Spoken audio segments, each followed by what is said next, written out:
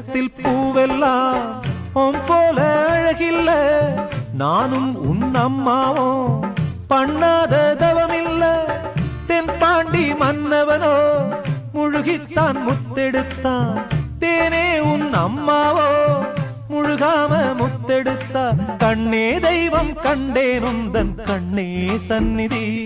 ஓ முத்தம் பட்டு எச்சில் பட்டா கொஞ்சம் நிம்மதி சின்ன சின்ன பூவே